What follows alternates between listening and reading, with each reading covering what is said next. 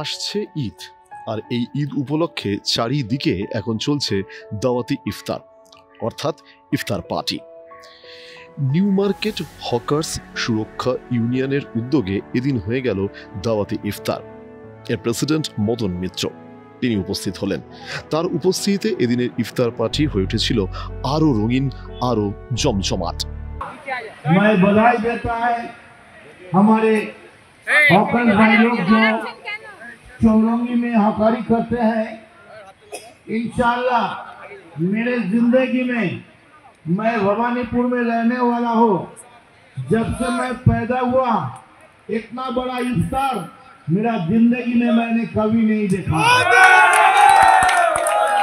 माशाल्लाह आज हॉकर लोग दिखा दिया कि हम लोग को बारीपुर जाके हुज्जती करने का कोई जरूरत नहीं होता है। हम लोग बारीपुर जाके हुज्जती करेगा, रामनवमी के दिन हमला करेगा, ये सब हॉकर लोग नहीं चाहते हैं।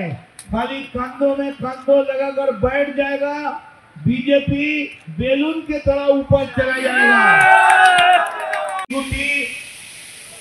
মেদিনীপুরের দিকে পা বাড়ালেন, সেই দিন ঠিক হয়ে গেল চোরে চোরে মাসুদ ভাই। একটা চোরের নাম শুভেন্দু অধিকারী, আরেকটা চোরের নাম অভিজিৎ গাঙ্গুলি। এই দুটো চোর এক হয়ে গেল। এবং কোথায় বিচার? আজকে বলুন তো, এই আল্লাহর আমরা এখানে পুজো করতে এসেছি, দোয়া করতে এসেছি, প্রার্থনা করতে এসেছি। আমরা বিচারালয়কে ভগবানের জায়গায় বসিয়েছি।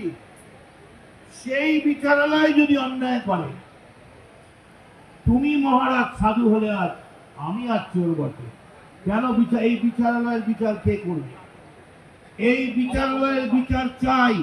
জায়গায় জায়গায় মিছিল হবে। শুনে রেখে দিন, মমতা বন্দ্যোপাধ্যায় তিনি বারবার বলেছেন, না मैं হিন্দু, না मैं মুসলমান, सबसे पहले मैं एक इंसान। আমরা আগে একজন। প্রত্যেক দিনই মুসলিম ধর্মাবলম্বী মানুষেরা তারা এই ঈদের আগে সারাদিন তারা রোজা রাখেন। তারপর বিকেলে একটি নির্দিষ্ট সময়ের পর তারা কিন্তু খান, এবং তারপর আবার না খাওয়া অবস্থায় তাদের থাকতে হয় সারাটা দিন। তাই জন্য এখন প্রায় প্রতিদিনই, অর্থাৎ ঈদের আগে চলছে এই ইফতার পার্টি। নিউ মার্কেটের হকার্স ইউনিয়ন সুরক্ষার দ্বারা আয়োজিত এই ইফতার পার্টিতে জমজমাট হয়েছিল এবং ভিড়ও ছিল এদিন চোখে পড়ার মতো।